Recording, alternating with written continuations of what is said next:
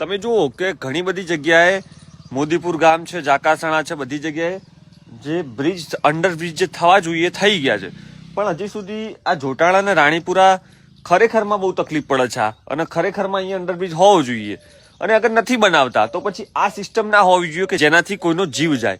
એટલે રાણીપુરા, ખદલપુર, જોટાણા આ બધા લોકો જાગૃત થાવ અને આના માટે લડાઈ લડો. કાં તો ઇંગલ હટાવો, કાં તો પછી આ બ્રિજને ટોટલી બંધ કરો કે પાણી જ જઈ શકે. કારણ કે ભવિષ્યની અંદર અહીંયા કોઈ પણ વ્યક્તિનો જીવ જઈ શકે છે. આ ઇંગલ છે, કોઈ સામાન્ય ઇંગલ નથી, આ ભારે ઇંગલ છે. તમે કાં તો આને બ્લોક કરો આ બ્રિજને, કાં તો પછી અહીંયા એ ટાઈપની સિસ્ટમ કરો તો કોઈ સાધન ના જઈ શકે, માત્ર પાણી જઈ શકે. કાં તો પછી આ પાઇપને હટાવી દો.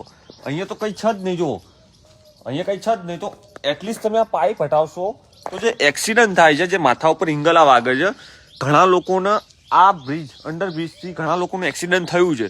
અત્યાર સુધી કોઈને એવી જાનહાનિ થઈ નથી, પણ ભવિષ્યની અંદર કોઈનો જીવ પણ જઈ શકે છે. આ બાજુના જે લોકલ ગામ છે, ખદલપુર છે, જોટાણા છે, રાણીપુરા છે, તો આવા બધા ગામો છે, એમને ભેગા મળી આ એક પ્રકારે રેલવે ડિપાર્ટમેન્ટને જાણ કરવી પડશે, અરજી આપવી પડશે.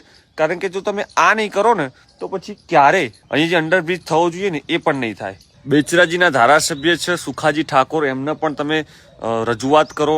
મહેસાણાના જે સંસદ સભ્ય છે હરિભાઈ પટેલ, એમને રજૂઆત કરો અને એમના થ્રુ અહીંયા કોઈ અંડરબ્રિજ, સારો એવો અંડરબ્રિજ બને અને પબ્લિક પણ આરામથી જઈ શકે, પાણી પણ આરામથી જઈ શકે, એ પ્રકારે કોઈને પણ જાનહાનિ ના થાય એવા કોઈ આયોજન થાય એવો અહીંયાના આગેવાનો જે પણ છે, ગામની પબ્લિક છે, જોટાણા છે, ખદલપુર છે, રાણીપુરા છે, અન્ય આજુબાજુના ગામ છે, તો આ પ્રકારે કોઈક તમે નિર્ણય લાવવાની પ્રયત્ન કરો. કારણ કે ભવિષ્યની અંદર કોઈ મોટો અકસ્માત થાય એ પહેલા આપણે જો જાગૃત થઈએ તો સારું છે.